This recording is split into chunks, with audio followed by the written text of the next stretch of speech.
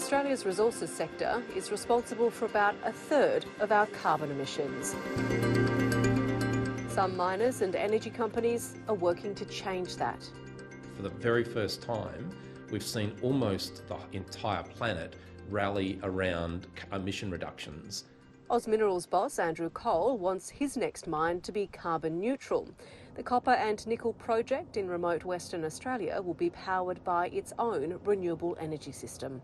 The way that we are designing West Musgrave is to minimise emissions as much as we possibly can. So the base case there is to build a renewable energy farm. The miner is also going to install less power-intensive equipment. It's also difficult to retrofit existing operations with some of the technology that you need to actually make this journey. So it is easier to do on new operations which we're designing for.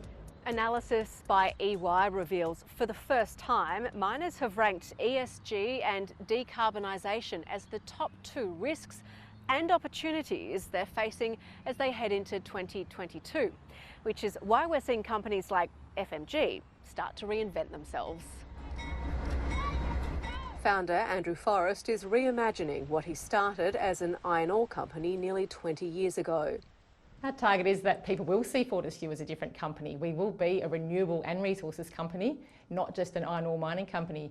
FMG is working toward carbon neutrality by 2030 and for its customers by 2040. Its subsidiary, FFI, is developing technologies to achieve that. We've set up a centre in Hazelmere here in Perth where we've already demonstrated on a haul truck and a dual rig that we can use hydrogen, and we've also already put ammonia through a locomotive and testing it in ship cylinder engines as well. New energy sources have also caught the eye of oil and gas producer Woodside. It's committing to build a $1 billion hydrogen and ammonia production facility in Perth. We see a number of opportunities with customers both within Western Australia as well as overseas. We're in a crisis, a climate crisis, and we need our largest emitting companies to really lead the transition. Lobby groups have welcomed recent commitments but want to see more. Start to invest quite heavily in reducing emissions, to reduce Scope 3 emissions across the longer term. That's something BHP and Rio Tinto have pledged to do by 2050. Australia's biggest iron ore producer has now tripled its commitment to cut its Scope 1 and 2 carbon emissions, now committing to halve its carbon footprint by the end of this decade. To get there, it'll spend $10 billion, including switching to renewable power at its iron ore and aluminium operations and electrifying its mining equipment.